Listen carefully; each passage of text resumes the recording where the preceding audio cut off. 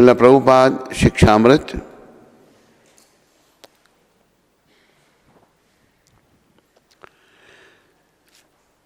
ये प्रभुपाद जी ने उद्धव को पत्र लिखा था, उसमें लिखा था। उद्धव प्रभुपाद का शिष्य, हमारा गुरु भाई,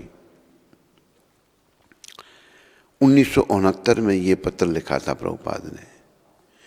भगवान की सृष्टि में स्त्री पुरुष दोनों हैं, यहाँ तक कि वैकुंठ में भी हैं या वैकुंठ में भी, और इसके पीछे कारण है इसका उद्देश्य। इसका कारण है, इसका उद्देश्य है कि स्त्री और पुरुष दोनों मिलें और संभोग के लिए नहीं, अपितु भगवान के गुणगान के लिए। वैकुंठ में स्त्रियां अपने रूप, मुस्कान, वस्त्राभूषण आदि में अत्याधिक सुंदर हैं, परंतु वहाँ के स्त्री पुरुष हरे कृष्ण के कीर्तन से इतने आकर्षित रहते हैं कि घनिष्ठ मेल जोल के बावजूद भी वे शारीरिक आकर्षण का अनुभव नहीं करते। तो ये भी एक बड़ी दिव्य बात प्रभुपाद ने लिखी है कि भगवान की सृष्टि में स्त्री पुरुष दोनों हैं। यहाँ तक कि वैकुंठ में भी, वहाँ भी स्त्री पुरुष हैं।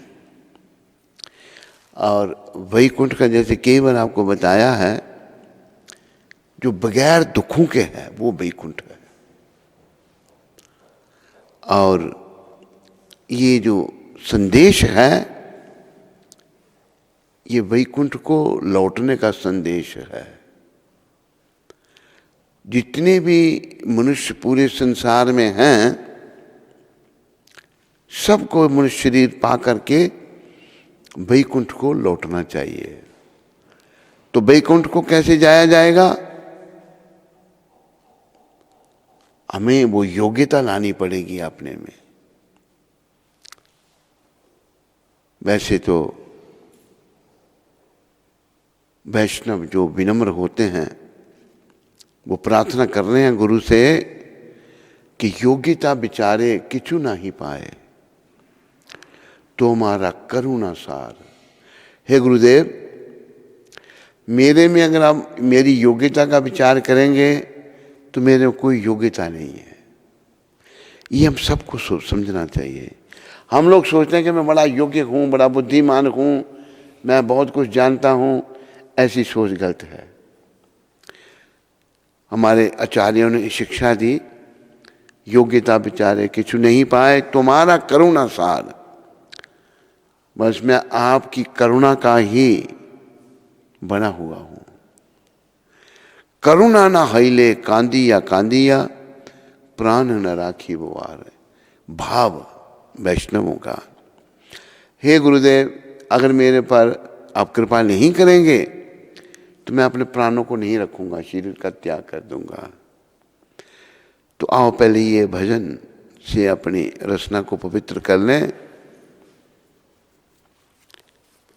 गुरुदेव कृपा बिंदु दिया, करो ए दासे तृणापेक्षायतीन। गुरुदेव कृपा बिंदु दिया, करो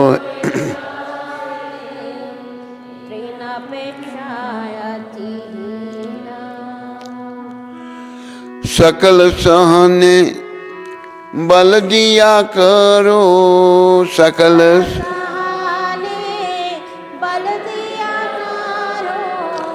निजा माने स्प्रहीना,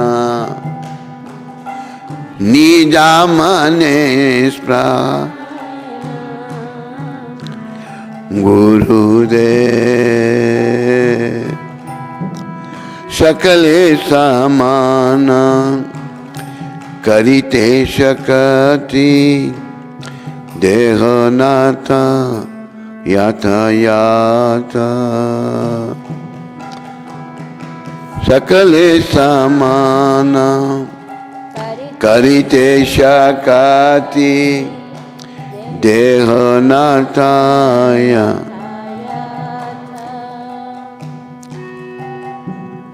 तबे तो गाइब हरि नाम सुखे तबे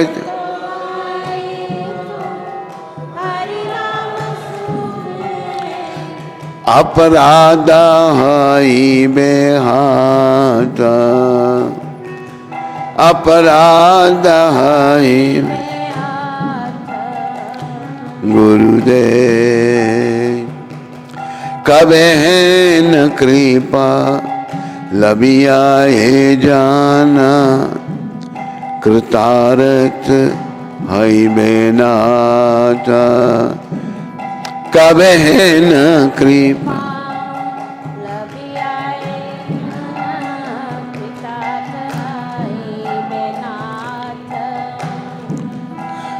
शक्ति बुद्धिहीन अमी अति दीना शक्ति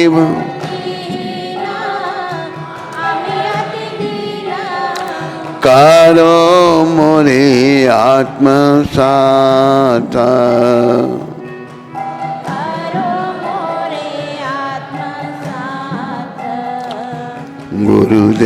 गुरुदेव योगिता विचारे किछु नहीं पाए तुम्हारा करुणा सार योगिता विचार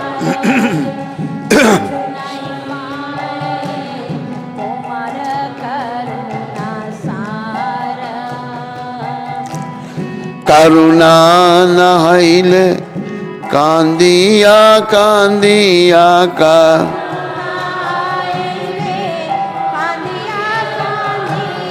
प्राण न राखी वो प्राण न राखी गुरुदेव कृपा बिंदु दिया कर ए दासे तृणापेक्षा अधीन गुरुदेव कृपा बिंदु दिया करो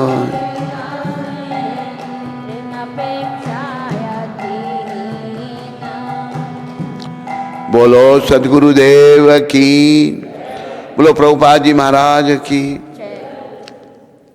मेरे प्यारे हरि भक्तों व माताओं, इस भजन से बहुत कुछ सीखना है। ये भक्ति विनोद ठाकुर का है किसका? ये हमारे परमाचार्य भक्ति विनोद ठाकुर ने गुरु जी के चरणों में प्रार्थना की है। एक बात मुझे प्रभुपाद की याद आ रही है, सभी के लिए इसको ध्यान से सुनो। बात क्या है? प्रभुपाद कहते हैं जब हम गुरु के पास आते हैं, जब गुरु करते हैं, गुरु तो वैसे वैष्णव होना चाहिए। जब हम गुरु धारण करते हैं तो वैष्णवों की बात हो रही है। हमें ये सोचना चाहिए कि मैं मूर्ख नंबर 1 हूं। क्या हूं? तब सीखेंगे। लेकिन बीमारी क्या है ये देखा गया है, क्योंकि हमारे कुसंस्कार बने हुए हैं, पुराने संस्कार। गुरु के पास हम जब जाते हैं तो गुरु को आदेश देते हैं, गुरु का सुधारण करते हैं, गुरु का सुधार करते हैं। अभी जैसे मुझे एक दूसरी और गुरुदेव के बारे में बात याद आई, उपमन्यु ऋषि की। उपमन्यु ऋषि जो थे उस समय गुरु भी बड़े पक्के होते थे और शिष्य भी उनके बड़े महान। तो उपमन्यु ऋषि को गुरु का आदेश हुआ गायें चराने के लिए, गौएं चराओ जंगल में। तो जाते थे रोज। तो गुरु जी ने परीक्षा लेनी चाहिए, भाई मेरा शिष्य ये कहाँ पहुंचा है, कैसा है। और ऐसा भी कहा है, वो तो अभी पालन नहीं होता, वैसे जब मैंने ये सुना तो मैंने पालन करने की कोशिश की, तो प्रभुपाद जी से मेरे को डांट पड़ी। क्या गुरु शिष्य को कहे भोजन करो तो शिष्य करता था, नहीं कहे तो नहीं करता था। मतलब इतना। तो एक दिन जब मैंने सुना प्रभुपाद जी से ये, तो मेरा भोजन आया, प्रसाद आया, तो मेरा कमरा प्रभुपाद जी के साथ ही कमरा वृंदावन में, वहाँ पड़ा रहा। तो वहीं से होकर प्रभुपाद जी बाथरूम में जाते थे, पीछे बाथरूम था। गए 2-3 बार, तो प्रसाद पड़ा। कहते किसका प्रसाद है? मैंने कहा प्रभुपाद मेरा प्रसाद। कहते खाए क्यों नहीं? मैंने कहा आपने कहा नहीं मेरे को खाने के लिए। काट को डांट लगाई उन्होंने मेरे को जोर से। तो टेम्परेरी वो था। वैसे मतलब इतना गुरु के अधीन रह कर के शिष्य सीखता है और योग्य बनता है भगवत प्राप्ति करने का। तो उपमन्यु ऋषि की बात गुरुजी ने पूछा नहीं भोजन के लिए, बेचारों ने नहीं खाया, गऊ के साथ चले गए। तो गुरुजी ने पूछा आज तूने, मैंने तुमको भोजन के लिए तो पूछा नहीं था, क्या खाया तूने? कहा गुरुदेव बछड़े जो दूध पीते हैं उनका फैन, वो मैंने खा लिया। कहते तू बछड़ों का फैन खाता है इसलिए बछड़े ज्यादा फैन निकालते हैं, ये ऐसा नहीं करना, बंद कर दिया। अच्छा गुरुदेव। बालक थे, छोटे थे, गुरुदेव शुरू से ही अपने शिष्यों को कर्मठ बनाते थे। ऐसा बनाते थे कि वो निश्चित रूप से धाम में जाते थे, भगवत प्राप्ति करते थे। तो पहले उन्होंने कहा कि मैं दूध पी लेता हूं गाय का थोड़ा सा। कहते ये तो बछड़ों का हक है, तुम्हें नहीं पीना चाहिए। फिर फैन, वो भी मना कर दिए, वो भी मना। गुरुदेव देखना चाहते हैं कि कहां तक मेरा शिष्य ये कितनी सहनशीलता में है। आखिर क्या हुआ कि अभी कुछ नहीं पूछा, अभी कुछ खाने का नहीं है, बच्चे थे, बड़ी भूख लगी और उन्होंने अक्क जो है जंगल में होता था वो खा लिया।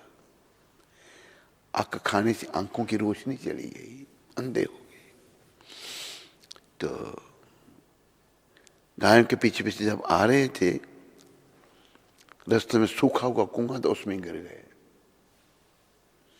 देखो गुरु भक्ति कितनी दूर की है। वही हमारे आचार्य भी ऐसे थे, ऐसा ही भाव इन भजन में है। कुएं में वो गिर गए, जब वापस नहीं आए। तो गुरु भी कोई ऐसे थोड़े से बड़े महान गुरु थे। उनका नाम शायद धौम्य ऋषि था, गुरु जी का नाम। नहीं तो पूछा भाई उपमन्यु कहाँ है? कैसे गुरुदेव वापस नहीं आया, गौएं तो आ गई, वो नहीं आया। गुरुदेव खुद निकले साथ में, शिष्यों को लिया और जंगल में जहां गौएं चराने जाते हैं, उपमन्यु ढूंढ रहे हैं। आखिर ढूंढते ढूंढते आवाज आई, गुरुजी मैं यहां हूं। कहां बेटा, कहां हो तुम? मैं कुएं में गिर गया हूं। कुएं में गिर गया तुम? अच्छा तो ऐसा कर, अश्विनी कुमारों से प्रार्थना कर कि तेरी आंखों की रोशनी वापस आ जाए। उन्होंने प्रार्थना की अश्विनी कुमारों से, अश्विनी कुमार प्रकट हो गए, कुएं में ही प्रकट हो गए। प्रकट हो गए तो उन्होंने कहा कि पूरा जिसे हम कहते पुआ दिया कि इसको खा लो। तो देखो गुरु परीक्षा ले रही है, लेकिन शिष्य कितने अच्छे हैं।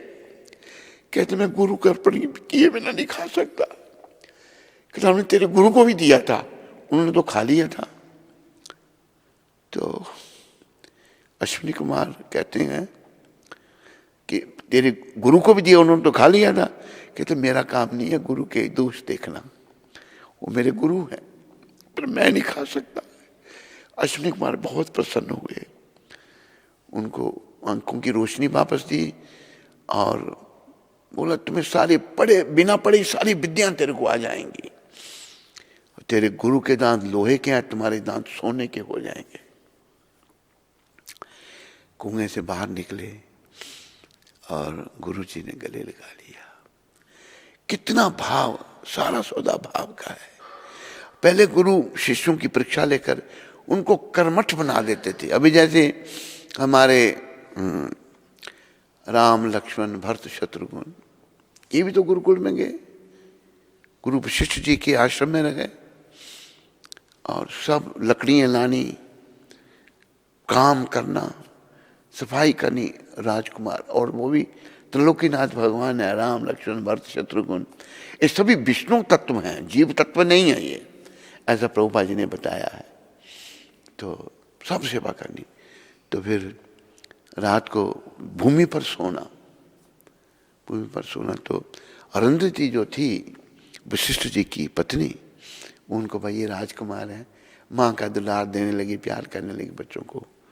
तो तब वशिष्ठ जी ने कहा, देखो देवी, हम अपनी इन शिष्यों को कर्मठ बनाना चाहते हैं। आज ये राजकुमार हैं, क्या पता कल इनको वनवास जाना पड़े। ऋषि तो जानते थे सब कुछ। तो उन्होंने भी कुछ कहा, मेरे शब्द ध्यान में नहीं है। तो पहले से ही बचपन से ही ऐसी ट्रेनिंग थी। राम लक्ष्मण वनवास को चले गए, माँ जानकी को तो नहीं ट्रेनिंग थी ऐसी, वनवास को गए, सब जंगल के कष्ट सहन किए। तो ये हमारा सनातन धर्म है। सनातन धर्म के अंतर्गत स्त्री है, पुरुष है, सबको योग्य बनाना अपने आप को धाम में जाने के लिए। और ये प्रभुपाद जी की कृपा से, उनके मुखारबिंद से मैंने सुना, शिष्य को गुरु के सामने ऐसा प्रस्तुत करना चाहिए, मैं मूर्ख, मैं कुछ नहीं जानता, तब वो सीखेगा। अगर वो चाहे पुरुष है चाहे स्त्री है, स्त्रियां भी गुरु धारण कर सकती हैं, पुरुष भी धारण करते हैं, पर अगर गुरु को सिखाना चाहता है तो शिष्य स्त्री है या पुरुष आगे से 10 बातें सुना लेते हैं तो ये अपराध हो जाता है, हमारी भक्ति वृद्धि रुक जाती है। देखो हम प्रभुपाद जी के साथ में रहे ज़्यादा समय नहीं, जितना भी थोड़ा बहुत समय मिला, 2 बार 1975 और 1977 में बड़ी बार डांट लगाई उन्होंने, बड़ी बार, कहीं गलती की नहीं और डांट पड़ी नहीं, लेकिन उन्हीं की कृपा से कभी हम उनके आगे नहीं बोले, कभी सुनी उनकी बात और प्रयास किया अपना सुधार करने का। लेकिन हम गुरु तो धारण करते हैं, लेकिन अपने आप को बड़ा चतुर समझते हैं। और यहाँ पर भक्ति विनोद ठाकुर क्या कह रहे हैं कि हे गुरुदेव, आप अपनी कृपा की मात्र एक बूंद प्रदान कर अपने इस शिष्य को, अपने इस दास को तृण से भी अधिक विनम्र बना दीजिए। देखो जो विनम्र हैं वो विनम्र बना सकते हैं, जो विनम्र नहीं है, ढोंग कर रहा है गुरु का, तो क्या विनम्र बनाएगा शिष्यों को। तो उसके लिए कहा है कि धूर्त गुरु लोभी चेला नरक में ठेल मठेला। धूर्त गुरु है और चेला भी लालची है, नरक में बस एक दूसरे को ठेले मार, दोनों नरक में गए बस। तो विनम्र बनना बहुत जरूरी है। भक्ति विनोद ठाकुर अपने गुरु जी से कह रहे हैं, अपनी कृपा की बूंद एक प्रदान कर अपने इस दास को तृण से अधिक विनम्र बना दीजिए। तृण से अधिक विनम्र क्या? घास है बेचारा, उसके ऊपर सब चलते हैं, उसमें भी जीव है, आत्मा उसमें भी है, लेकिन वो कुछ नहीं कहता मेरे पर क्यों चल रहे। तृण से ज्यादा विनम्र आप मुझे, और वृक्ष से ज्यादा सहनशील, ये महाप्रभु ने कहा है। तृणादपि शुनिचेना तरोर अपि सहिष्णुना अमानी न मानदेना कीर्तनीय सदा हरि। व्यक्ति को भगवान का नाम कब लिया जाएगा? जब वो तृण से ज्यादा विनम्र बन जाएगा। घास कितना विनम्र है, सब उसके ऊपर चलते हैं, रोते हैं, कुछ नहीं कहता। तृण से ज्यादा विनम्र और वृक्ष से ज्यादा सहनशील। वृक्ष है बेचारा, सर्दी है खड़ा है, आंधी है तूफान है खड़ा है, बरसात है खड़ा है, गर्मी कुछ नहीं, कोई वृक्ष नहीं कहता मुझे अंदर आने दो, बड़ी ठंड लग रही है या गर्मी लग रही है। उसमें भी आत्मा है, वृक्ष भी आत्मा है। तृण से ज्यादा विनम्र और वृक्ष से ज्यादा सहनशील, ये गुण हमने लाने हैं अपने अंदर। लेकिन ये गुण क्यों नहीं आते? हम लोग शरीर के स्तर पर आ गए, हम लोग विषय विकारों में पड़ गए, भोग विलास में पड़ गए, भौतिक सुखों के पीछे पड़ गए। ये मनुष्य शरीर का काम नहीं है। मनुष्य शरीर को तो तपस्या करनी चाहिए, कर्मठ बनना चाहिए, तपस्या करके अपनी शुद्धि करनी चाहिए। तपो दिव्यम पुत्र का ये न सत्यम, शुद्ध ये समाज ब्रह्म सौख्यम तवंतम। ऋषि भगवान कहते हैं ना, नायम देख देख भाजान नरलोके, कष्टान काम हरते बिड़ बुजाम जे, तपो दिव्यम पुत्र का ये न सत्यम, शुद्ध ये समाज ब्रह्म सौख्यम तवंतम। ऋषि भगवान हुए, अवतार थे वो, 100 पुत्र थे उनके, सबसे बड़े भरत थे। और उन्होंने कहा मेरे पुत्रों, अभी वो राज भरत जी को सौंपकर कुछ वन में जा रहे हैं। अवतार लिया भगवान ने तो शिक्षा तो छोड़नी है ना पीछे। लेकिन आज जो शासक बनते हैं, प्रभुपाद कहते थे या तो वो मर जाएं खुद ही, या कोई गोली मार दे उनको फिर मरते हैं। ऐसे खुद शासन को नहीं छोड़ेंगे, आसन को नहीं छोड़ेंगे, पद को नहीं छोड़ेंगे। लेकिन नहीं, ऋषि भगवान भरत जी को, अपने बड़े पुत्र को राज्य देकर वन को जा रहे हैं, तो शिक्षा दे रहे हैं कि ये मेरे पुत्रों, ये मनुष्य शरीर इंद्रियों के तर्पण के लिए नहीं है, जो सूअर कुत्ते को भी उपलब्ध है। सूअर कुत्ता जो है क्या कहते हैं, गंदगी खाते हैं, गंध खाते हैं, लेकिन उनको इंद्रियों के तर्पण के लिए कोई रोक टोक नहीं है। वो माँ को भी पत्नी, बहन भी पत्नी, बेटी भी पत्नी, ये सूअर कुत्ते का हाल है। ये कितना आसानी से पशुओं को मिलता है, पर मनुष्य शरीर में हम इस काम के लिए नहीं आए। यही प्रभुपाद ने आज की शिक्षा में कहा है कि हम जब धाम में जाते हैं, इतने भगवान का नाम का गुणगान हम करते हैं कि ये जो भोग विलास है इसके तरफ ध्यान ही नहीं जाता। बिल्कुल जीव मुक्त है इससे। स्त्रियां भी हैं, पुरुष भी हैं गौलोक धाम में, वैकुंठ लोकों में, तो इस तरफ ध्यान नहीं जाता। और यहां पर तो बीमारी, सबका ध्यान इसी तरफ, पुरुष क्या, स्त्री क्या, बच्चे क्या, बूढ़े क्या, सबका ध्यान इस गंदगी की तरफ है। और ये नरक का द्वार है। और पहला ही ये कहा है कि मुझे विनम्र बना दीजिए, आप मुझे ऐसी शक्ति प्रदान कीजिए। गुरु महाराज से कहा क्या, जिससे मैं सब कठिनाइयों को सह सकूं। ये भी ध्यान में रखनी है बात, ये भौतिक जगत कठिनाइयों से भरा पड़ा है, इसमें कठिनाइयाँ ही कठिनाइयाँ हैं। लेकिन हम सुविधा की खोज में लगे हुए हैं, सुविधा तो है नहीं। अभी जैसे कोई बड़ा आदमी है, बड़ा धन है, लेकिन बीमारी ऐसी लग गई है कुछ खा नहीं सकता। एक बात हमने बहुत पहले सुनाई थी, एक बम्बई में एक सेठ था, गुजराती सेठ था। गुजराती बड़े बड़े पैसे वाले हैं, गुजराती सेठ था। उसने एक महात्मा जी को घर बुलाया, उनके अनुयायी थे 5-10 जितने भी होंगे, सबको सोने चांदी के बर्तनों में भोजन परोसा। सोने चांदी के बर्तन रखे हुए हैं, उनमें भोजन। तो सेठ जी भी कुछ भी सेवा कर रहे हैं। वो महात्मा कोई बड़े होंगे, उनके गुरु होंगे। तो महात्मा जी भी गुजराती थे। महात्मा कहते हैं सेठ को, सेठ जी तुम्हें बैसो, हमारे साथ बैसीने जमो, हमारे साथ बैठ के भोजन करो। सेठ कहते हूँ पाची जमीस मैं बाद में खाऊंगा। तो महात्मा कहते हैं बांधा सूच है, क्या परेशानी है, हमारे साथ बैसीने जमो, हमारे साथ बैठ के भोजन करो। लेकिन सेठ बार बार मना कर रहा है। जब परमात्मा भी भाई वो प्रसन्न, भाई इतना सोने चांदी के बर्तनों में भोजन परोसा गया है, तो बार बार कह रहे हैं भाई खाओ। वो महात्मा ने सोचा होगा कि भाई ये सोच रहा है कि महात्मा के साथ बैठ के नहीं खानी, तो हम कह रहे हैं खाए हमारे साथ में। रहस्य का उद्घाटन हुआ। रहस्य क्या था? वो कहते हैं महात्मा जी, बाप जी, केवल महात्मा को बाप जी भी कहते हैं, पिताजी भी कहते हैं। बाप जी बात इम छे, ये जो बधु जो छे ना वो नहीं जमी सकता कि बात ऐसी है, ये जो मैंने आपको परोसा है मैं नहीं खा सकता।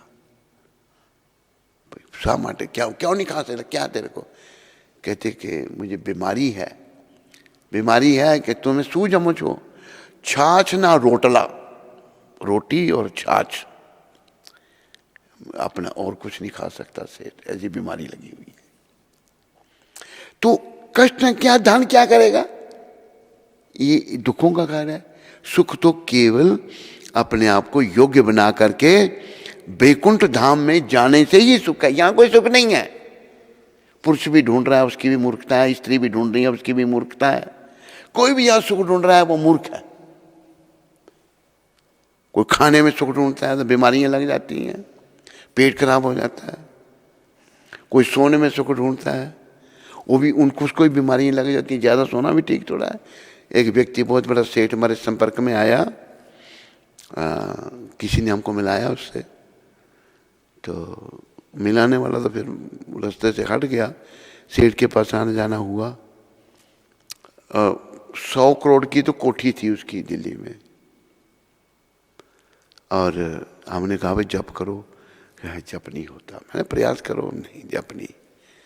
और बस धूम्रपान चोरी छुपे करना, मदिरा पान नहीं करता था, मांस नहीं खाता था, बाकी भौतिक स्वभाव बड़े उसके ऐसे। मेरे साथ विदेशों में कई बार गया वो, टिकट भी मेरी ले लेता था जाने के लिए। तो हम उसको समझाते थे भाई तो भजन करो, लेकिन नहीं, भजन नहीं। काम धंधा उसका इतना है कि फैक्ट्री में 11,000 आदमी काम करते हैं, एक में 600 काम करते हैं। काम धंधे का ध्यान ही नहीं उसको। ऐसे बस उल्टी सीधी आते पड़ी हुई हैं। समझा समझा के थक गए, लेकिन उसमें परिवर्तन नहीं आया। कहीं दीक्षा दे तो मैंने तो योग्य नहीं है, कैसे दीक्षा दें? अभी तो करोड़ोंपति है इसलिए तेरे को दीक्षा दें। और शुरुआत में मंदिर की भी उसने मदद की। एक बार मेरे को कुछ उसने दे दिया, छोटी से कोई देखा, तो उसमें पता नहीं कि 3 के 4 लाख आए से 25-30 साल पहले उसमें नोट पड़े हुए हैं। कहती ये आपके लिए, मतलब इतना बहुत बड़ा शेयर था वो। तो दे दिया। तो मैंने भाई कैसे उसको मैं चेक इन बैग में डाल दिया, जहाज से दिल्ली से आना था, नाल में डाल दिया। किसी ने पता न लग गया उनको क्या, वो मेरा बैग एक ने अपने सामान में रख लिया जो चेक इन में था। फिर मैंने कहा भाई मेरा बैग नहीं मिला। तो वो जो लड़का था बैग इकट्ठा करने वाला, मैंने कहा वो देखो मेरा बैग दूसरे ने रखा अपने उस अंदर। कहते देखो टैग देखा उसने। मैंने कहा जी मेरा बैग क्यों उठा लिया? कहता हम चोर है। मैंने कहा क्या तुम साथ हो? उसको पता लग गया लाखों रुपए इसके अंदर गए, और लड़ने लगा। दुनिया भी आजकल इतनी विचित्र है, मतलब पैसा धन बहुत है लेकिन मन की शांति नहीं। ये मैं आपको बात बता रहा हूँ। शिष्य नहीं बना बेचारा ने, देह भी त्याग दी, उसका शरीर ही छूट गया। बीमारियां लग जाती हैं, फिर जाना पड़ता है, जल्दी चला गया, छोटी उम्र में ही चला गया। तो हमें विनम्र बनना है सबसे पहले, और शक्ति प्रदान करें जिससे मैं सब कठिनाइयों को सह सकूं। कठिनाइयाँ हैं, ये शक्ति परंपरा से आती है। लेकिन शिष्य जब गुरु की बातें नहीं सुनेंगे तो परेशान होंगे, और क्या होगा फिर। लेकिन नहीं समझते, अपनी अकल को ज़्यादा समझते हैं, तथा अपने सम्मान की समस्त इच्छाओं से मुक्त हो जाऊं। सम्मान, स्पृहा, निज माने स्पृहा हीना, सम्मान की इच्छा नहीं करनी। ये सम्मान शरीर के स्तर पर है, और आध्यात्मिक जीवन की शुरुआत यहां से होती है। हम ये शरीर नहीं है। स्पृहा, निजा माने स्पृहा हीना, अपनी सम्मान की समस्त इच्छाओं से मुक्त हो जाऊं। आत्मा के स्तर पर आने के लिए मान सम्मान, मान अपमान से ऊपर उठना है। एक बात आपको सुनाई थी, फिर सुना देता हूँ, इससे संबंधित है बात। एक महात्मा थे, जंगल में रहते थे बेचारे, कुटिया बनाकर अपना भजन करते थे। बड़े अच्छे संत थे, तपस्वी थे।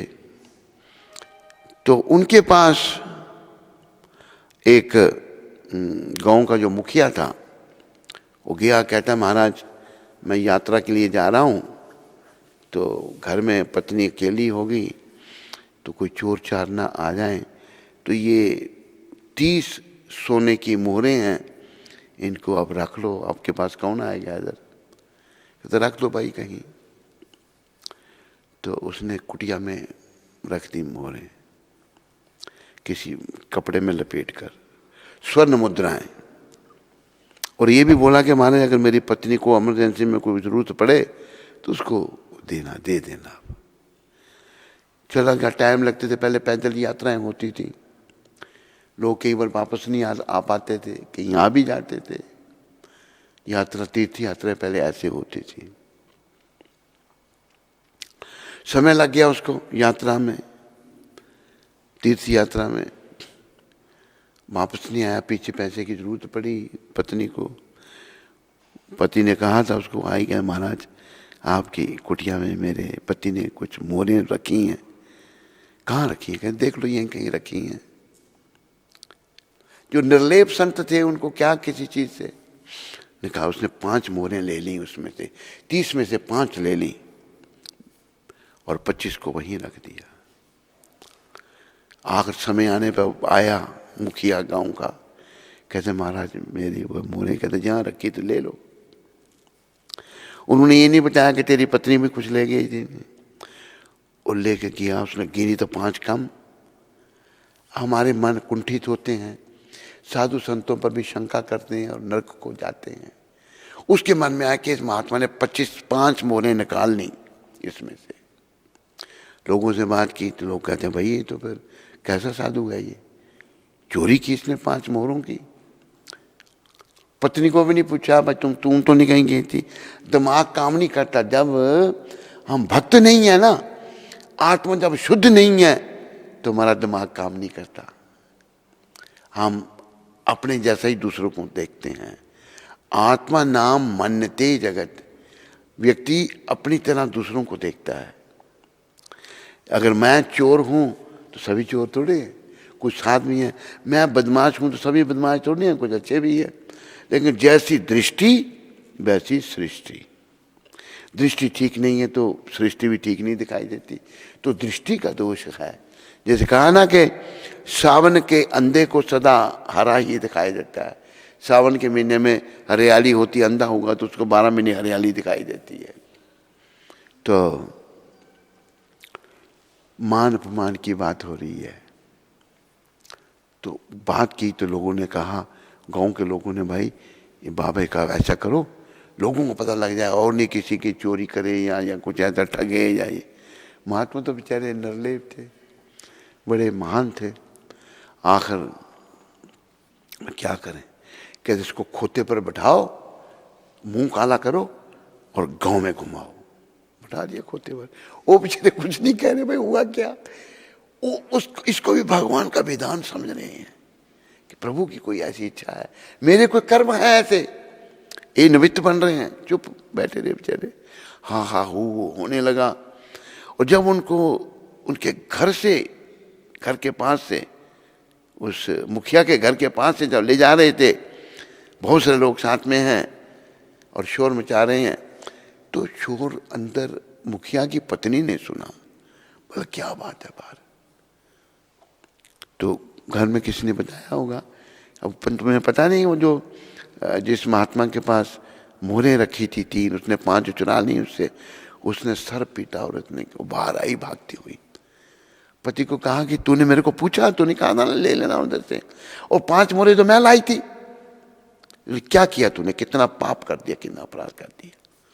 अभी सब स्तुति करने लगे महात्मा जी, भाई ये तो बड़ा अपराध हो गया।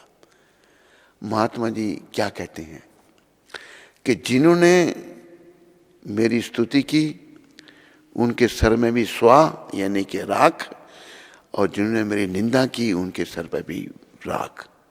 वो तो दोनों को एक समान, ना निंदा स्तुति किसी से संत प्रभावित नहीं होते, शरीर के स्तर से ऊपर उठे।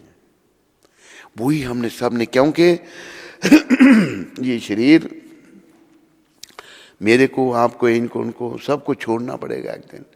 अगर इसी के स्तर पर बने रहेंगे यमदूत आ जाएंगे छुड़ाने के लिए और हम छोड़ेंगे नहीं। तो यमदूत उनके पास कला है, जबरदस्ती वो आत्मा को यम पाश में बांध कर निकाल देते हैं बाहर। और फिर जब शरीर छूट जाता है वो घबरा जाता है, मैं मर गया, शरीर छूट गया मेरा। मल मूत्र का त्याग कर देता है वो और घोर नरक को जाता है। मल मूत्र के रास्ते से ही उसके प्राण निकलते हैं और घोर नरक में हो जाता है। और जो संत शरीर के स्तर से ऊपर है, शरीर जब छूट जाए तो मैं था ही नहीं, मैं ये शरीर था ही नहीं। एक संत थे, बीच में बात आ रही है, उनका नाम था गंवारिया बाबा। गंवारिया बाबा जो थे एक तालाब में नहा रहे थे। तालाब, उसमें घड़ियाल मगरमच्छ रहते थे, उसमें नहा रहे हैं। तो किसी ने देखा, बाबा तेरे को घड़ियाल खा जाएगा, बाहर निकल। बाबा अपने शांति से उसमें ही है। तो राजा ने भी कहा, कोई परवाह नहीं, बाहर निकले। घड़ियाल ने कुछ नहीं किया, उनको खाया कुछ नहीं, बाहर आ गए। बड़े फिर भाई देखो भाई कितना इनके अभय इनके अंदर है, डर नहीं है। हम लोग तो डरते हैं ना, लेकिन संत नहीं डरते, उस शरीर के स्तर पर है नहीं। हमारे गुरु महाराज भी ऐसे ही थे, कोई डर नहीं इनको, किसी से नहीं डरते थे। जैसा नाम वैसा काम, इनका नाम भी अभय था। गंवारिया बाबा कृष्ण भगवान से खेलते भी थे, आत्मा के स्तर पर थे वो, बड़े फेमस हो गए, काफ़ी समय ब्रिज में रहे वो, और बड़ी उनकी लीलाएं भी हैं। तो लोग बड़े उनको बड़ा मानते थे। तो एक दिन गंवारिया बाबा सबको कहते हैं, सब लोग जानते भाई कृष्ण के साथ खेलने वाले बाबा हैं, भाई तुम्हें मेरी शोक सभा मनाओ। शोक सभा क्या कह रहे हैं बाबा कि मेरे जाने के बाद तुम श्रद्धांजलि अर्पित करोगे, मैं देखना चाहता हूँ कौन कौन क्या बोलता है। अच्छा बाबा कह रहे हैं, सब बाबा बैठे हुए हैं, लोग शोक सभा मना रहे हैं, उनको श्रद्धांजलि अर्पित कर रहे हैं। देखो जो शरीर के स्तर से ऊपर हैं वो सब जानते हैं। सबने जब शोक सभा मनाई तो क्या कहते हैं बाबा आखिर में, कहते हैं मेरा यार कृष्ण से उनका मित्र का संबंध था, कहते मेरी यार ने मेरा तबादला कर दिया है और शरीर छोड़ दिया। तो संत जो हैं बिल्कुल आत्मा के स्तर पर रहते हैं। हम सबको संत बनने का, स्त्रियों को भी पुरुषों को भी बनने का प्रयास करना चाहिए, नहीं तो वो घड़ी बड़ी दुखदाई है संसार से जाने की, बहुत दुखदाई है। अगर हम आत्मा के स्तर पर आ जाएंगे ना, फिर कोई दुख नहीं, आराम से शरीर का हम त्याग कर सकेंगे। वो तो करना ही पड़ेगा। जैसे एक भजन और दूसरा, वो एक लाइन सुनाऊंगा। जब कंठ प्राण आए कोई रोग ना सताए, जब कंठ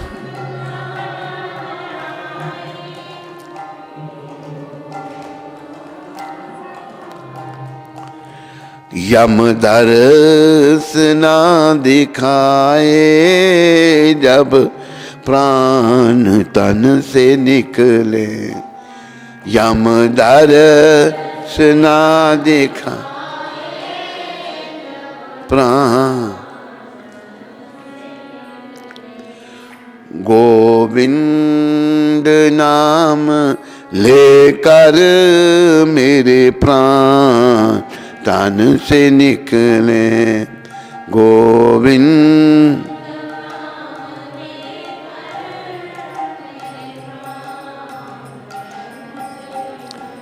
हे कृष्ण, हे गोविंद, मेरे प्राण जब यहाँ आ जाएं तो कोई रोग ना हो। मरते समय देखो लोग रोगी होते हैं, बीमारियां लगी होती हैं, बीमारियों से ही शरीर छूटता है। बड़े ऐसे कम हैं जो महात्मा, संत महात्मा बिना बीमारियों की, संतों को भी कई बार बीमारियां लगती हैं, लेकिन वो शरीर को बड़े आराम से छोड़ देते हैं। शरीरों के भोग तो कई बार भोगने ही पड़ते हैं। तो कहा भी जब कंठ में प्राण आए तो कोई रोग ना हो, कोई रोग ना सताए, यम दर्श ना दिखाए, यमदूत ना दिखे। कहने का अभिप्राय ये है वो घड़ी बहुत कठिन है, उसका सभी चिंतन करो। ये नहीं कि आई गई तो फिर चिंतन करने से कोई लाभ नहीं। अभी चिंतन करके विनम्र बनो, विनम्रता धारण करो, हरि सिमरन। देखो जब तक अहंकार है ना, अहंकारे मत होइया। हमारे आचार्य कहते हैं नरोत्तम ठाकुर, अहंकारी जीव पागल हो जाता है। चाहे कोई भी है, वो क्या करेगा? अहंकार जिसमें है उसके बहुत दुश्मन बन जाते हैं, शत्रु बन जाते हैं। लेकिन वो जीव अपने अहंकार को स्वीकार करने के लिए तैयार नहीं है कि मेरे में अहंकार है। हाँ, पहले मेरे में था, पहले शत्रु बनाता था, अब नहीं बनाता, अभी मित्र बनाता हूं मैं। तो ये दोष है, दोषों को निकालना है। तो सम्मान सप्राहा की समस्त, सम्मान की समस्त इच्छाओं से कोई मेरा मान करे, संत जो है अपमान हो रहा है कोई बात नहीं, सम्मान हो रहा कोई बात नहीं, ऊपर है, मान सम्मान से ऊपर उठना है। हे प्रभु, मुझे सब प्राणियों का यथा योग्य सम्मान करने की शक्ति दीजिए। और ये भी एक बड़े महाभागवत की ये प्रार्थना है, मैं सबका सम्मान करूं, अपना सम्मान नहीं चाहूं, मुझे ऐसी शक्ति दो। क्यों ऐसे मांगिए शक्ति? आगे बता रहे हैं, शक्ति दीजिए कि मैं सब प्राणियों का यथा योग्य सम्मान करूं। फिर क्या होगा? तभी तो मैं सुखपूर्वक हरि नाम गा पाऊंगा। जब हम सबका सम्मान करेंगे ना, तभी अच्छी तरह से जप होगा, मेरे सारे अपराध नष्ट हो जाएंगे। जब जप अच्छी तरह से होगा तभी सारे अपराध नष्ट होंगे, नहीं तो अपराध बने रहते हैं। अपराध युक्त नाम हम जप रहे हैं, कोई लाभ नहीं होगा। सभी का सम्मान, सभी को। संत महात्मा ऐसे ही हुए, ऐसे संतों का भी हुआ कि कई संत जो हैं इतने विनम्र, इतनी विनम्रता उनमें, उनकी कथाएं हैं। एक संत सबको भोजन कराते थे, भंडारे करते थे। तो एक संत बैठे थे, वो भोजन कर रहे थे, तो आगे बंदर ने मुंह डाल दिया, उसमें खा लिया। बंदर ने खा लिया तो उनको दूसरा दिया, और वो भंडारा करे वाले संत खुद खाने लग पड़े उसको। कहते हमारा ये तो बंदर का जूठा है। कहते प्रसाद कभी जूठा होता है? कितनी विनम्रता देखो, जबकि वो इतने महान हैं, सबको खिला रहे हैं, खुद बंदर का भी जूठा खा रहे हैं। तो बड़े संतों की कथाएं हैं। भैया संदेश यही है, आत्मा को शुद्ध करना है, अच्छे स्तर पर आना है, ताकि आने वाला कल अच्छा हो जाए। और सबका जब सम्मान करेंगे तब हम अच्छी तरह नाम जप पाएंगे और सारे अपराध नष्ट हो जाएंगे। इससे पहले शरीर छूटे, अपराधों को नष्ट करना है, अपराधों को खत्म करना है, वो सबका सम्मान करने से होंगे। हे नाथ, यह दीन जन कब आपकी ऐसी अहृत की कृपा प्राप्त कर कृतार्थ होगा? यद्यपि मैं शक्तिहीन हूं, बुद्धिहीन हूं तथा अत्यंत दीन हूं। ये एक ऐसे वैष्णव कह रहे हैं जो इतने विद्वान थे और इतना बड़ा पद उनका था जो हम और आप सोच भी नहीं सकते। वो अपने आप को कह रहे हैं मैं शक्तिहीन हूं, शक्ति नहीं है, बुद्धिहीन हूं, अकल भी नहीं है और बहुत दीन हूं, नीच हूं। फिर भी आप कृपा पूर्वक मुझे अंगीकार कर लीजिए, मैं जैसा भी पतित हूं मुझे अंगीकार कर लीजिए। संत जब अपना लेते हैं तो जीवन सफलता के पथ पर आगे बढ़ना शुरू हो जाता है।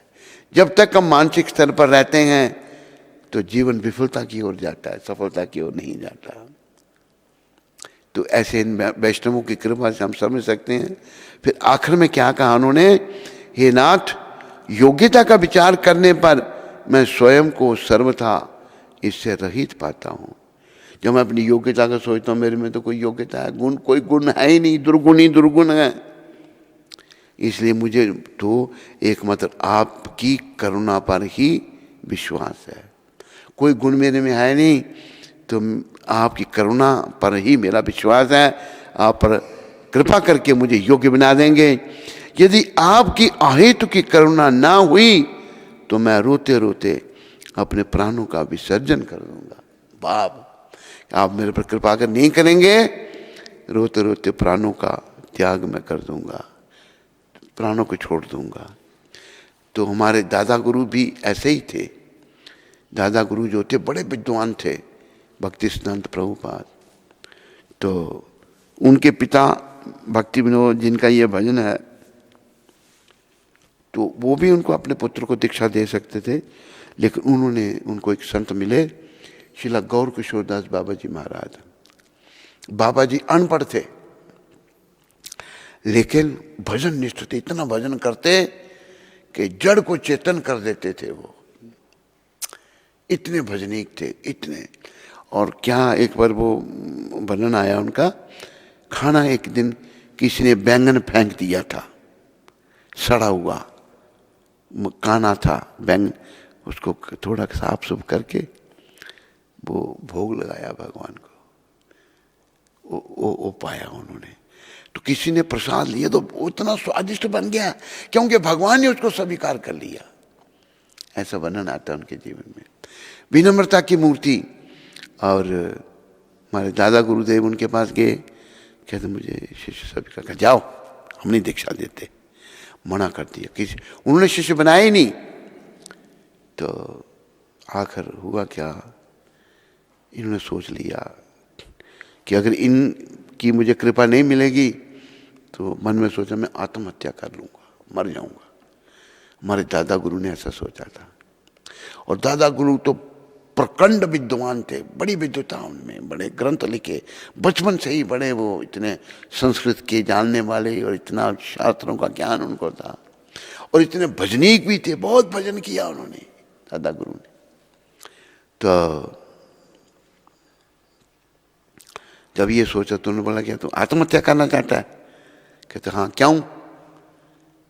हमारे दादा गुरु के गुरु श्रीला गौर किशोर दास बाबा जी, क्यों करना चाहता है? कहते आप जैसे संतों की कृपा नहीं मिलेगी तो जीवन क्या है। अच्छा जाओ, दे दूंगा दीक्षा। एक ही शिष्य बनाया उन्होंने, और किसी को शिष्य बनाया ही नहीं। और बड़ी उनकी लीलाएं हैं। और गौर किशोर दास बाबा जी जो हैं अनपढ़ लेकिन इतने पहुंचे हुए संत थे कि अपने सर पर ना गंगा जी की रेत का भार उठा के चलते थे। एक माता बड़ी भक्त थी, माताएं भी बड़ी बड़ी भक्त हुई हैं। उसको कहा, माता तू बहुत अच्छा भगवान के लिए भोग बनाती है, कल मैं तेरे हाथ से प्रसाद लूंगा।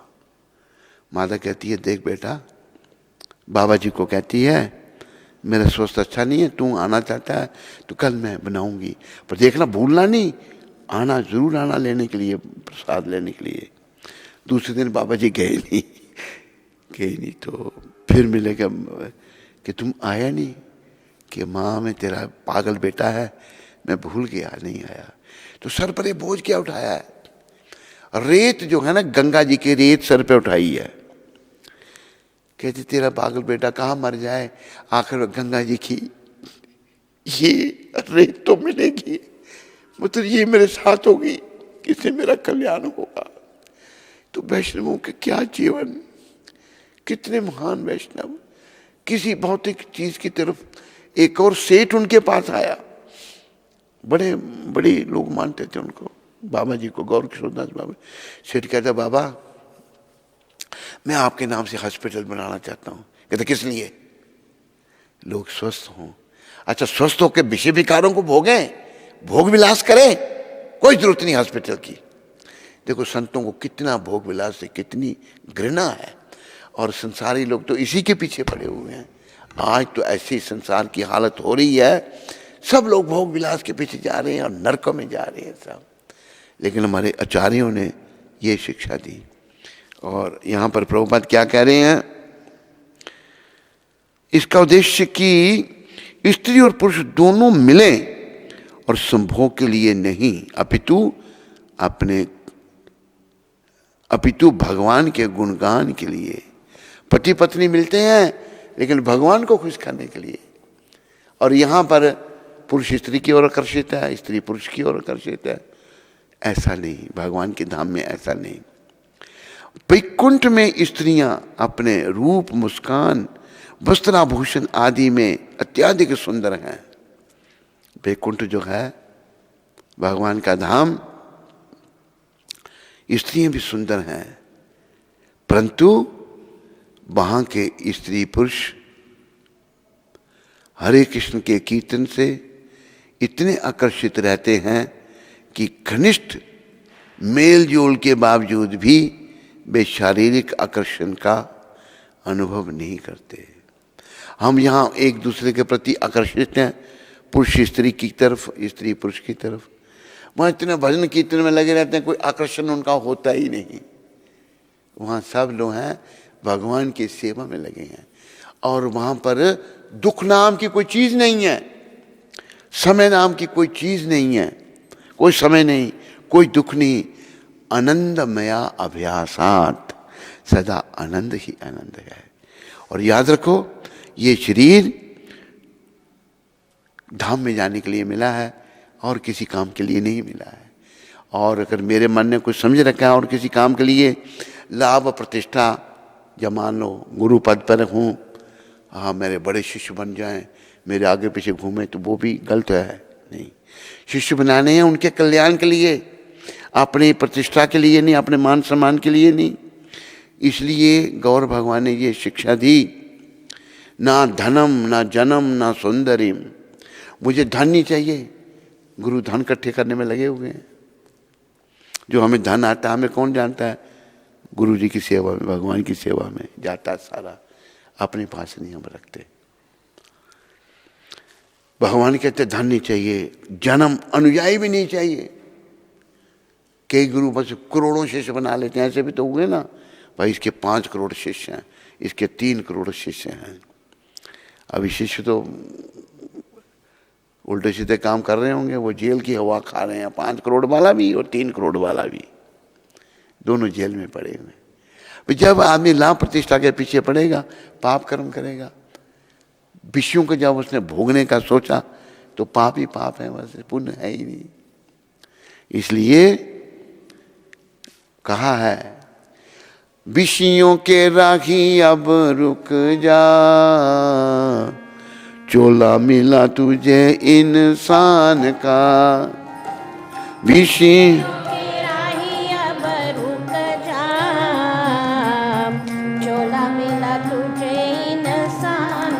अभी ये मनुष्य का जो चोला मिला है, विषयों को भोगने के लिए नहीं है, ये किस लिए है? इसी में मिलेगा तुझे बांबरे, छुपा हुआ राज भगवान का। इसी में मिलेगा तुझे छुपा हुआ राज। ये जो शरीर मिला भाई, इसके द्वारा भगवान को जान सकता है तू, तपस्या करके, भक्ति करके, विषय विकारों का त्याग करके। कुछ आत्माओं ने इस चोले की कीमत समझी।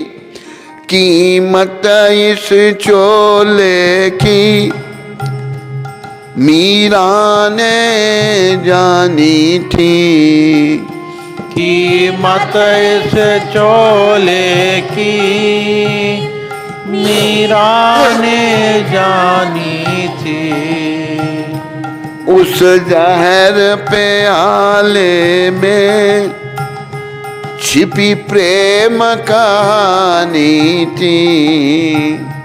उस जहर प्याले में छिपी प्रेम कहानी थी।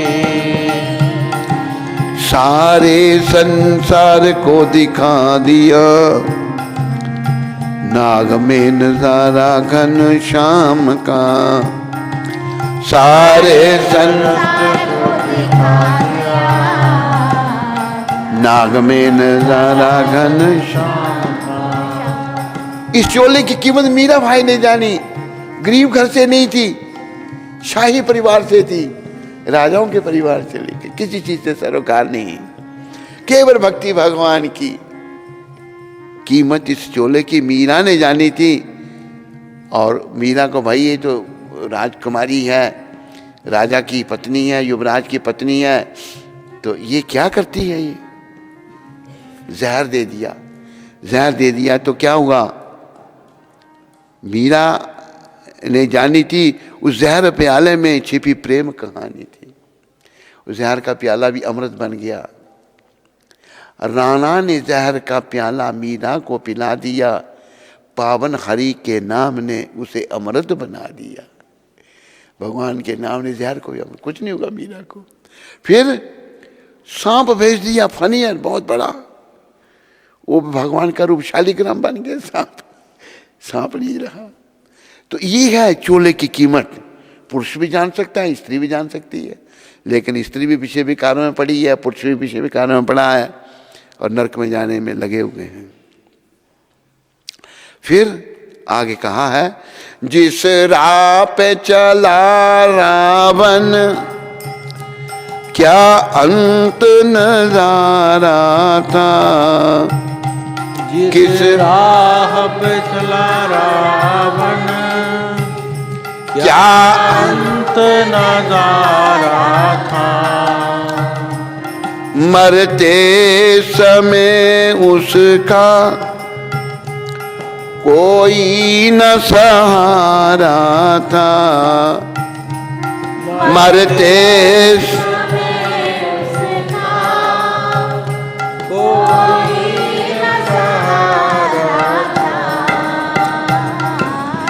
जलता है हर साल अब भी पुतला उसी के अभिमान का। जलता पुतला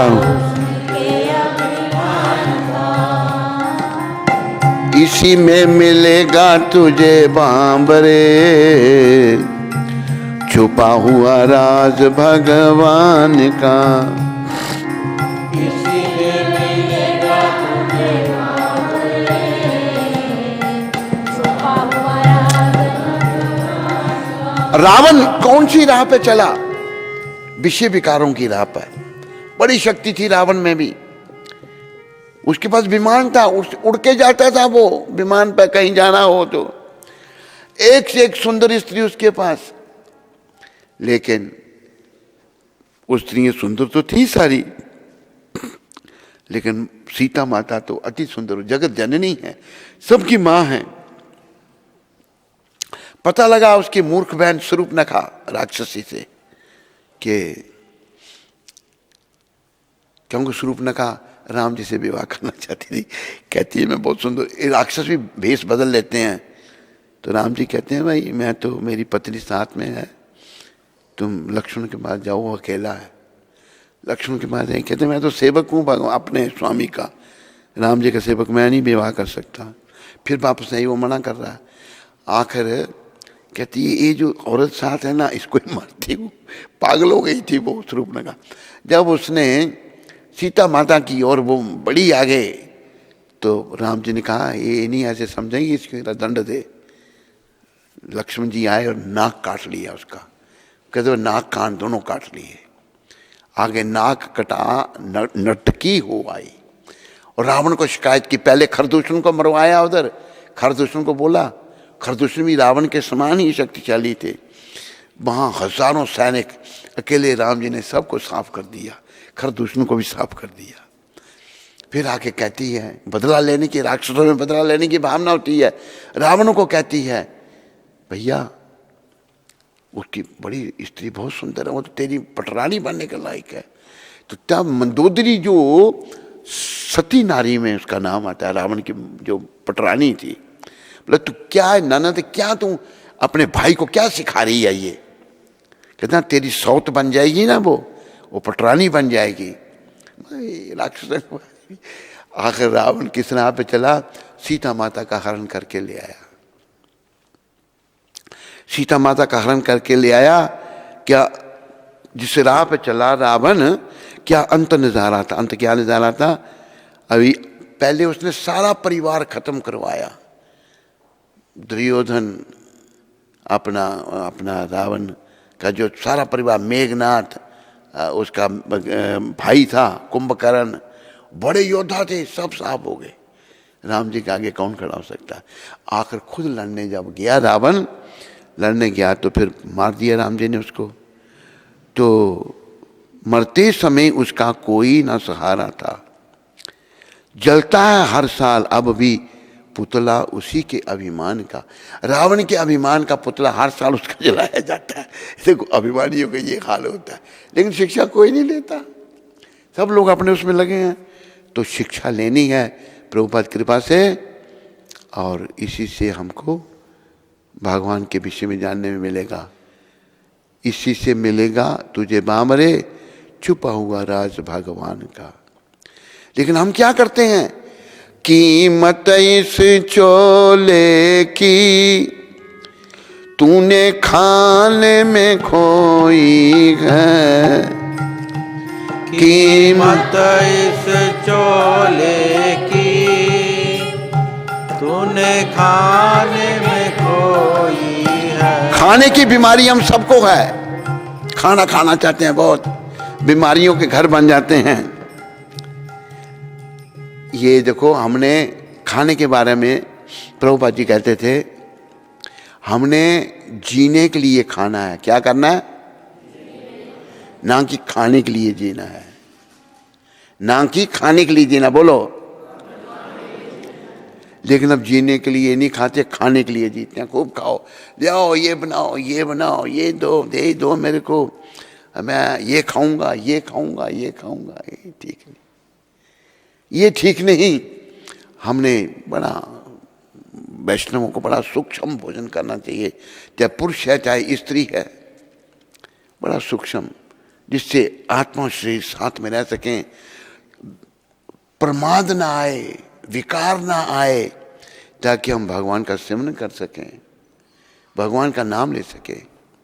कभी सत्संग साबुन से मन मैल न धोई है, कभी सत्संग साबुन से मन मैल न धोई है। विषयों का पर्दा लपेट कर बना है तो रूप शैतान का, विषयों का पर्दा लपेट कर बना है तो रूप शैतान, इसी में मिलेगा तुझे बांबरे छुपा हुआ राज भगवान का, इसी में मिलेगा तुझे बांबरे छुपा हुआ राज भगवान का। थोड़ा बता भी दे दिया भाई, भोग विलास करने वालों की क्या गति होती है, जो तपस्वियों की क्या गति, मीरा की क्या गति, और तूने अपना चोला कैसे बर्बाद किया। अभी होश कर, तू शैतान का रूप बना हुआ है। आखिर में कह रहे हैं लेखक, ऐ राही संभल जा अब, ये दुनिया फानी है, ऐ राही संभल जा अब, ये दुनिया फानी है। ए मुसाफिर, तू अभी भी समझ जा, ये दुनिया नश्वर है, सब कुछ नश्वर है। संसार में रह जाती कर्मों की कहानी है, संसार में रह जाती कर्मों की कहानी है। जब कोई बेकार आदमी मर जाता है ना, पीछे कहते थे बड़ा बेकार मरा, अच्छा हुआ। कर्म भाई बड़े उल्टे कर्म थे इसके, कर्मों की कहानी, रावण की भी तो कर्मों की कहानी है नहीं, 4 वेदों का ज्ञाता था, क्या लाभ उसका। फिर आखिर में वो कह रहे हैं, शब्द ध्यान में लाओ सारे, पल्ला पकड़ लेना दान रे अर्जुन के रथवान का, नादान रे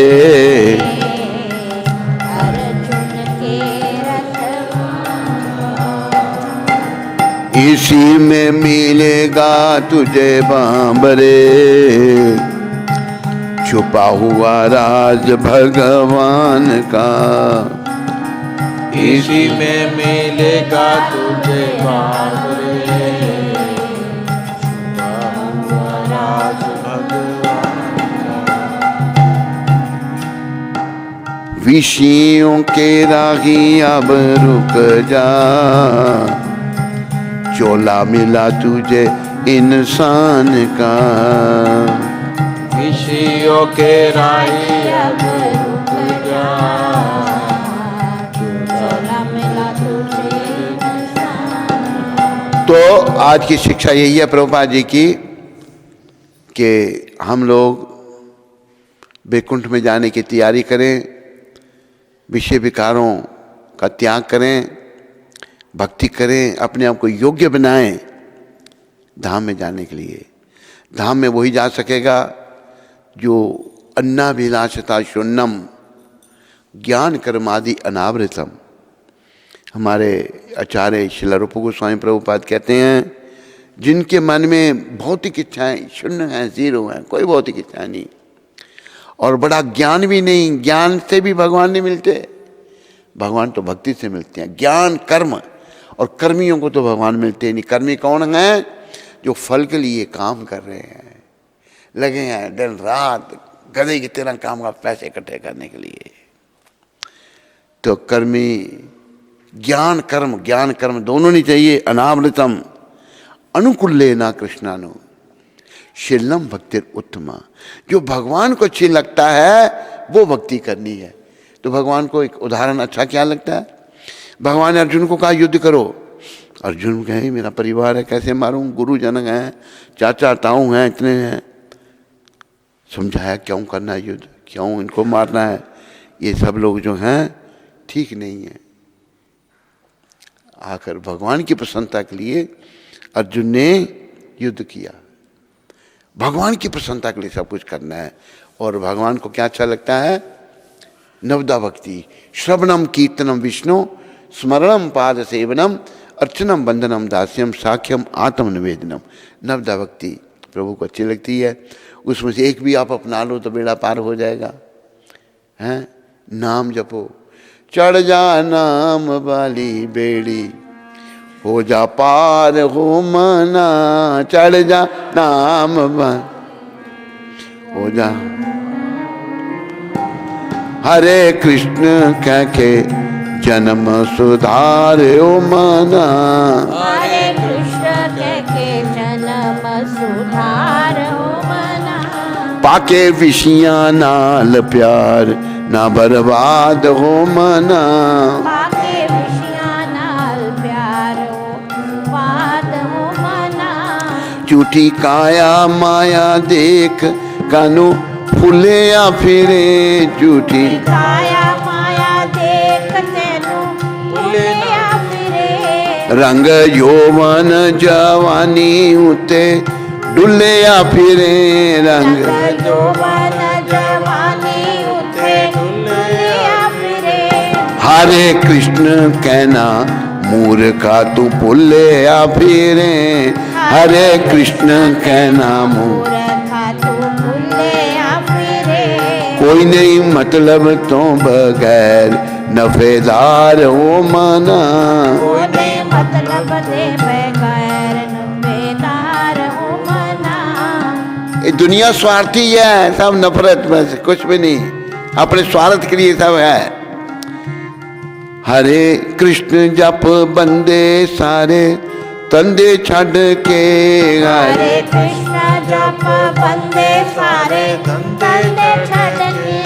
काम क्रोध मोह लोभ दिल बिचों कढ़ के काम काम क्रोध मोह बोलो सारे।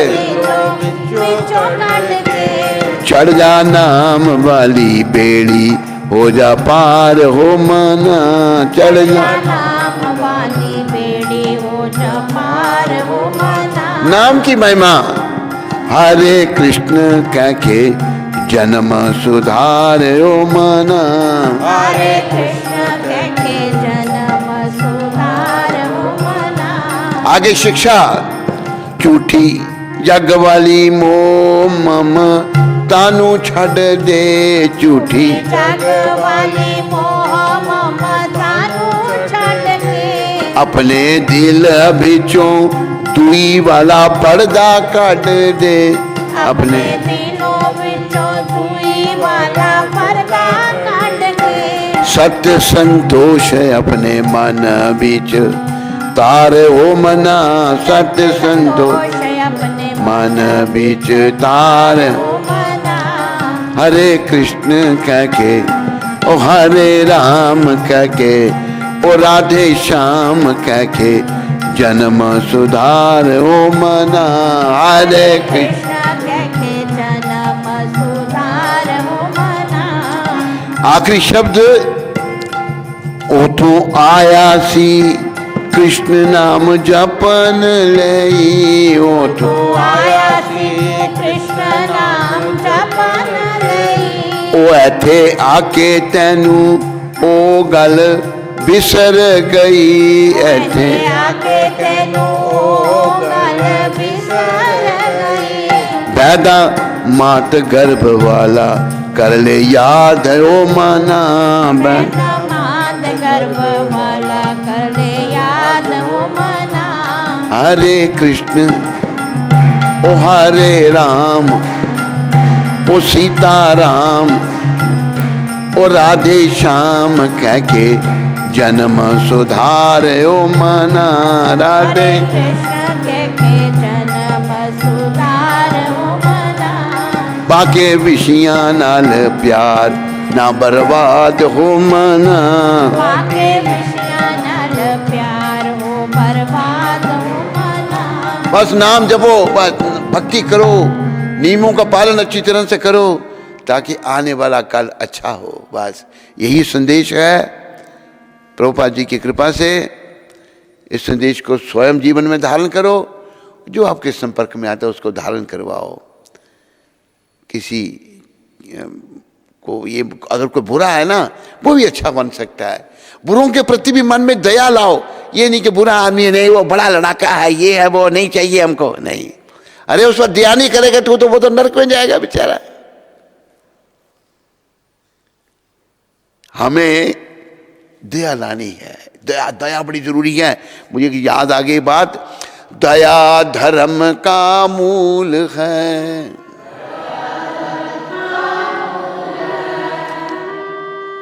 पाप मूल अभिमान पाप मूल अभिमान तुलसी दया न छाड़िए तुलसी दया न छाड़े जब लग घट में प्राण। जब लग घट में प्राण। दया जिसे अंग्रेजी में कहते हैं मर्सीफुलनेस। दया जो है धर्म की जड़ है। वो साधु क्या है स्त्री है या पुरुष है जिसके दिल में दया नहीं भाई। धर्म की जड़ जो है वो दया है। पाप मूल अभिमान पाप की जड़ है अभिमान। अगर भाई तुम साधु भेष में है तो अभिमान तेरे में तो वही शोभा नहीं तेरे इसको निकाल प्रयास कर निकल जाएगा। ये मत सोचो तेरा स्वभाव बन चुका है ये नहीं निकलेगा निकलेगा। तू प्रयास ही नहीं करता बातें करके बेवकूफ बना देता है दूसरों को जवाब देता है नहीं। पाप मूल अभिमान तुलसी दया न छाड़िए जब लग घट में प्राण। तुलसी जी कहते हैं दया नहीं छोड़ो जब तक प्राण शरीर में हैं। बस दया को नहीं छोड़ो। एक तुलसीदास जी की बात मुझे और याद आ गई। तुलसी अपने राम को बोलो रीज बजो जा खींच ज्यों खेती में नाखिए उल्टा सीधा बीज। भगवान का भजन तुम जैसे भी करो, जब खेत में जब बीज डालना जाता है उल्टा सीधा पड़ता है ना, सभी पैदा हो जाते हैं। भजो से ही भगवान को। भज मन राम चरण सुखदाई, भज मन राम चरण, नहीं थे, भज मन कृष्ण चरण सुखदाई, भज मन।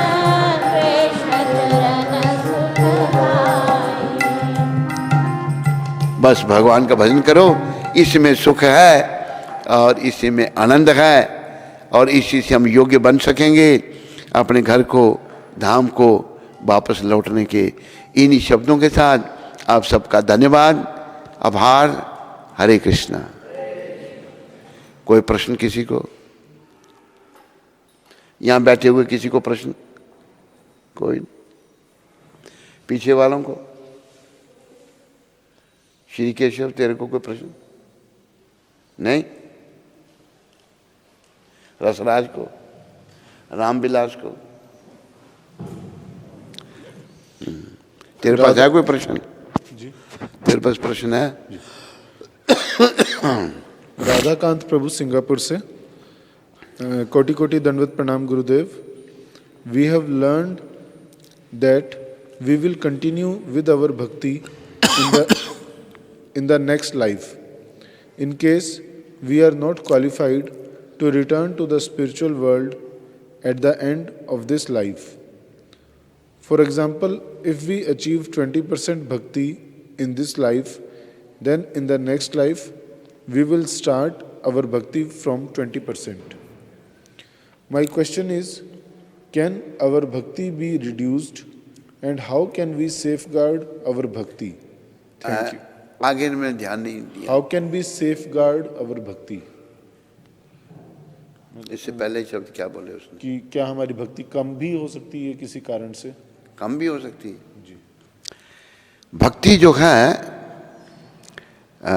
राधाकांत, भक्ति जो है जितनी करोगे ना वो तुम्हारे आध्यात्मिक बैंक बैलेंस में जमा हो जाएगी और वो कम नहीं होगी।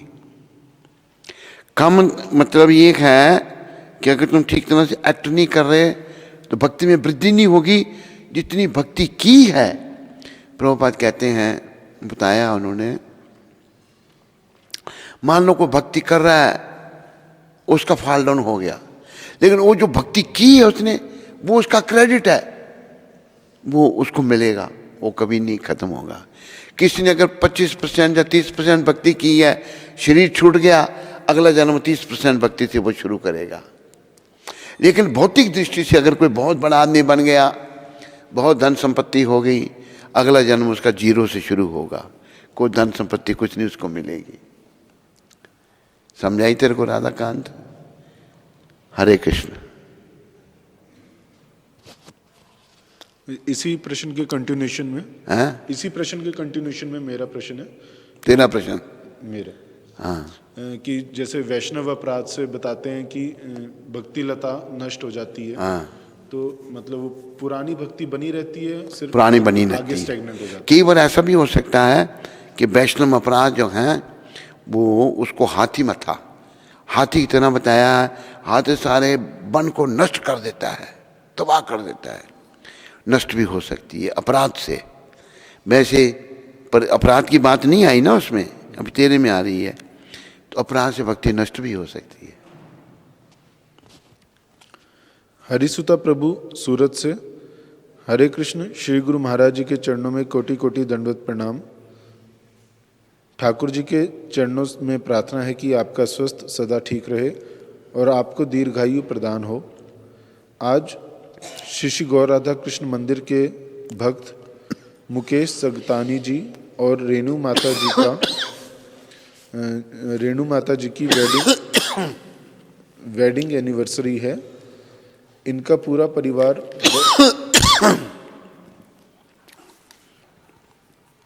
परिवार बहुत सेवा करता है। आप उन्हें आशीर्वाद दें ताकि ये भक्ति में उन्नति कर सकें। क्या नाम बताया उनका?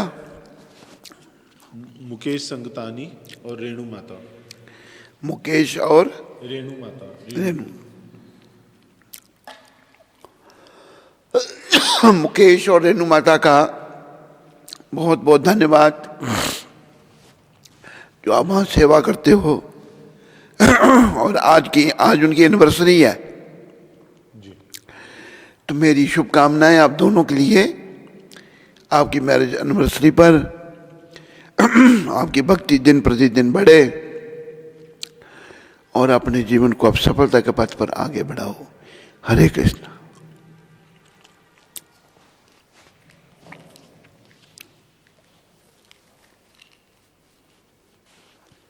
नचिकेता प्रभु कनाडा से। हरे कृष्ण, दंडवत प्रणाम महाराज जी। जैसे आज की कथा में एक महान साधु का प्रसंग आया जो मिथ्या अहंकार से मुक्त थे, तो मेरा प्रश्न है कि मिथ्या अहंकार कैसे दूर होगा? अरे भले मानस भक्ति करेगा, तुम समर्पण करेगा, नवदा भक्ति को पालन करेगा तो ये धीरे धीरे चला जाएगा। संदेश क्या है भाई? भक्ति करने से हमारे दोष जाएंगे, मिथ्या अहंकार भी जाएगा और सही अहंकार हम में आ जाएगा कि मैं जीवात्मा हूं, अहम ब्रह्मास्मि और मेरा संबंध परमपिता परमात्मा से है।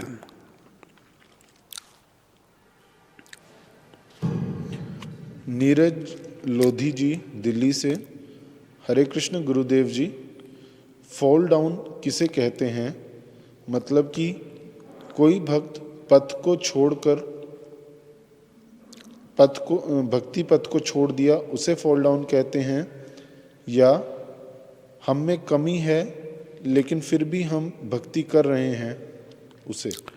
अरे फॉल डाउन भक्ति करते भक्ति छोड़ दी उसने, बुरे कर्म में लग गया, उसे फॉल डाउन कहा है, उसको पतन कहा है। जो शरीर के स्तर पर आ गया, आत्मा के स्तर के काम छोड़ दिए उसने। स्कंद पुराण में तुलसी देवी की प्रशंसा इस प्रकार की गई है। मैं तुलसी देवी को नमस्कार करना चाहता हूं क्योंकि ये पाप कर्मों के समूह को तुरंत नष्ट कर देती हैं। इनके स्पर्श अथवा दर्शन मात्र से मनुष्य सारे क्लेशों तथा रोगों से विमुक्त हो सकता है। इनको नमस्कार करने तथा इन पर जल डालने मात्र से मनुष्य यमराज के दरबार में भेजे जाने के भय से मुक्त हो जाता है। जो व्यक्ति कहीं भी तुलसी देवी को उगाता है वह निश्चय ही भगवान श्री कृष्ण का भक्त बनता है। जब तुलसी दल भक्तिपूर्वक भगवान श्री कृष्ण के चरण कमलों पर अर्पित किए जाते हैं तो भगवत प्रेम का पूर्ण विकास होता है। तुलसी देवी हर प्रकार से कल्याण में है। इनके स्पर्श, दर्शन, स्मरण, वंदन, प्रणाम, श्रवण या इनके लगाने मात्र से सदैव कल्याण होता है। जो कोई उपयुक्त विधियों से तुलसी देवी के संसर्ग में आता है वह सदैव वैकुंठ लोक में निवास करता है। तुलसी महारानी की।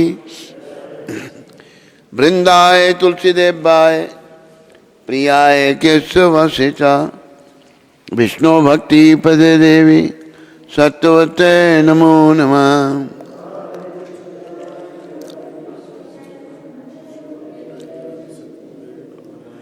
वृंदाय तुलसी देवाय प्रियाय केशवसिता विष्णु भक्ति पदे देवी सत्वते नमो नमः। अरे बोल, अंग्रेज को बुलाया जरा। वृंदाय तुलसी देवाय प्रियाय केशवसिता विष्णु भक्ति पदे देवी सत्वते नमो नमः।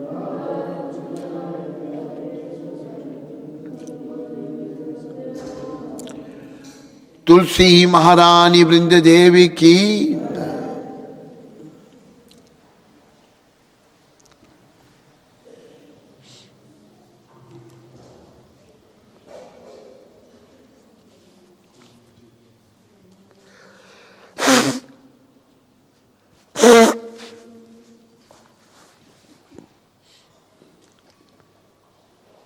अरे उसको दो दिया करो ना भजन।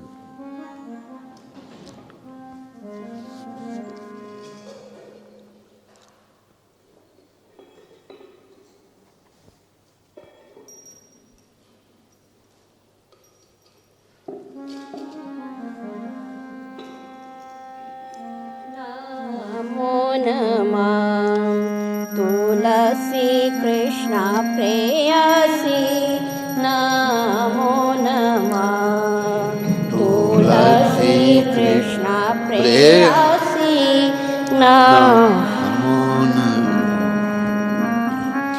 राधा कृष्ण सेवा पाव अभिलाषी राधा कृष्ण सेवा पाव अभिलाषी नमो नमः तुलसी कृष्ण प्रेयसी नमो नमः तुलसी कृष्ण प्रेयसी नमो नमः ये तुम्हार शरण लय तार वांछा पूरन हो ये तुम्हार शरण लय तारा वांछा पूरन हो कृपा करि करताने वृंदावन वासी कृपा करताने वृंदावन वासी नमो नमः तुलसी कृष्ण प्रेयसी नमो नमः तुलसी कृष्ण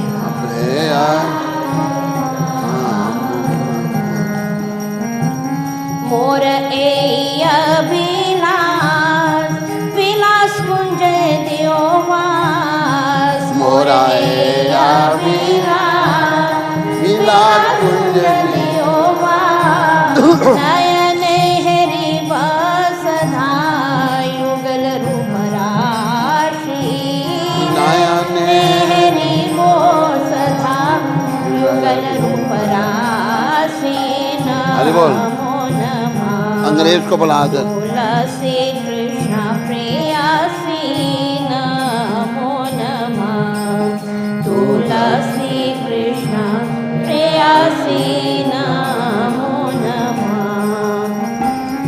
ए निवेदन धर सखिरानुगत कर ए निवेदन धर सखिरानुगत कर सेवाय अधिकार दिए कर निज दासे सेवा अधिकार दिए कर निज दासे नमो नमः तुलसी कृष्ण प्रेयसी नमो नमः तुलसी कृष्ण प्रेयसी नमो नमः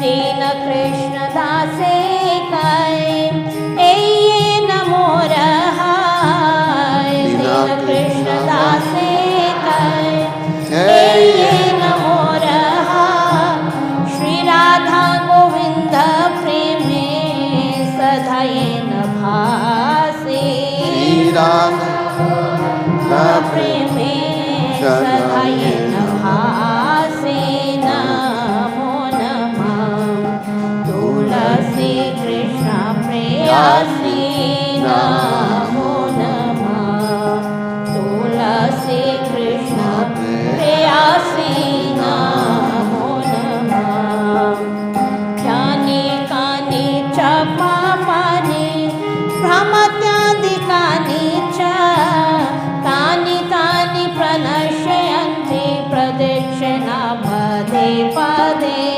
ज्ञानी कानि च पापानि भ्रमत्यादिकानि च तानि तानि प्रणश्यन्ति प्रदक्षिणा पदे पदे ज्ञानी कानि च पापानि प्रमत्यादिकानि च तानि तानि प्रणश्यन्ति पदे पदे यानी कानि च पापानि ब्रह्मज्ञानि कानि च तानि तानि प्रणश्यन्ति प्रदक्षिणा पदे पदे हरे कृष्ण कृष्ण कृष्ण हरे हरे हरे राम राम राम हरे हरे हरे कृष्ण कृष्ण कृष्ण हरे हरे हरे राम राम राम हरे हरे हरे कृष्ण कृष्ण कृष्ण हरे हरे हरे राम राम राम हरे हरे हरे कृष्ण कृष्ण कृष्ण हरे हरे हरे राम राम हरे हरे जय तुलसी महारानी जय तुलसी महारानी तुलसी महारानी जय तुलसी महारानी जय तुलसी महारानी जय तुलसी महारानी तुलसी महारानी जय तुलसी महारानी जय वृंदा देवी वृंदा देवी वृंदा देवी जय वृंदा देवी जय वृंदा देवी वृंदा देवी जय वृंदा देवी। भगवान श्री कृष्ण की प्रीतमा श्रीमती तुलसी महारानी को मैं बार बार प्रणाम करता हूँ। मेरी यही इच्छा है कि तुलसी महारानी की कृपा से मुझे वृंदावन में श्री श्री राधा और कृष्ण की प्रेममय सेवा प्राप्त हो। जो व्यक्ति आपकी शरण में आता है उसकी सब इच्छाएं पूर्ण होती हैं। कृपया मेरी भी इच्छा पूर्ण कीजिए और मुझे वृंदावन में रहने का अवसर प्रदान कीजिए। मेरी यही इच्छा है कि मैं वृंदावन के कुंजों में निवास करूं ताकि श्री श्री राधा और कृष्ण की प्रेम लीलाओं के दर्शन प्राप्त कर सकूं।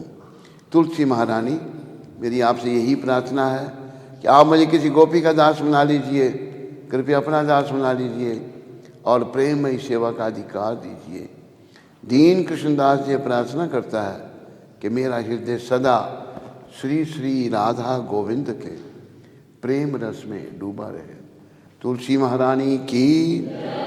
वृंदाए तुलसीदेव बाए प्रियाए केशवासिता विष्णु भक्ति पदे देवी सत्यवते नमो नमः।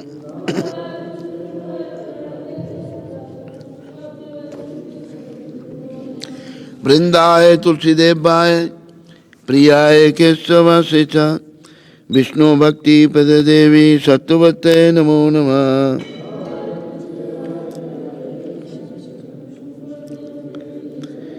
वृंदाए तुलसीदेव बाय प्रियाय केशवासिता विष्णु भक्ति पदे देवी सत्यवते नमो नमः।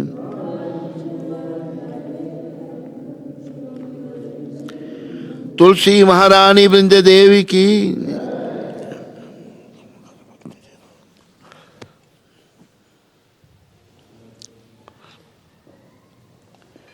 बहु जन्म करे यदि शवन कीर्तन तबु तन पाए कृष्ण पदे प्रेमाधन। अगर कोई बहुत जन्मों तक कृष्ण नाम का जाप कीर्तन करता रहे और अपने आप को 10 नाम अपराधों से ना बचाए तो उसे कृष्ण प्रेम रूपी धन की प्राप्ति नहीं होगी, जो मनुष्य जीवन का परम उद्देश्य है। 10 नाम अपराध इस प्रकार है। पहला नाम अपराध उन भक्तों की निंदा करना है जिन्होंने कृष्ण प्रचार के लिए अपना जीवन अर्पण किया हुआ है। दूसरा नाम अपराध शिव ब्रह्मादि देवताओं को भगवान कृष्ण के नाम के बराबर अथवा स्वतंत्र समझना है। तीसरा नाम अपराध गुरु की आज्ञा का पालन नहीं करना। चौथा नाम अपराध श्रुति शास्त्रों की निंदा करना। 5वां नाम अपराध हरि नाम को काल्पनिक समझना। 6ठा नाम अपराध हरि नाम पर अर्थवाद का आरोपण करना। 7वां नाम अपराध नाम के बल पर पाप करना। 8वां नाम अपराध वेद शास्त्र ने बताया है कर्मकांड के बराबर हरि नाम को समझना। 9वां नाम अपराध अश्रद्धालु व्यक्तियों को नाम की महिमा बताना। 10वां नाम अपराध कृष्ण नाम जप में पूर्ण विश्वास न होना। और इस विषय पर बहुत सारा ज्ञान प्राप्त होने पर भी कि ये संसार नश्वर है, फिर भी संसार से मोह बनाए रखना। जो भी भक्त लोग भक्ति मार्ग में आगे बढ़ना चाहते हैं उन्हें अपने आप को इन 10 नाम अपराधों से अवश्य बचाना चाहिए, क्योंकि जीवन का उद्देश्य जो है क्योंकि जीवन का उद्देश्य जो है जब करते समय जब की ओर ध्यान न देना, ये भी एक नाम अपराध है। आइए अभी हम सब मिलकर के वैष्णव भक्तवृंदों के पाद पद्मों में प्रणाम करें, जो कि कल्प तरु के समान मनचाहा फल देने वाले हैं और जो पति जीवों पर बड़े ही दयालु हैं। वांछा कल्पतरुभ्यश्च कृपा सिंधु भयवच पतितानां पावनेभ्यो वैष्णवेभ्यो नमो नमः। वैष्णव ठाकुर शिला प्रभुपाद की, अनंत कोटि वैष्णविंद की, नामाचार्य श्री ठाकुर की।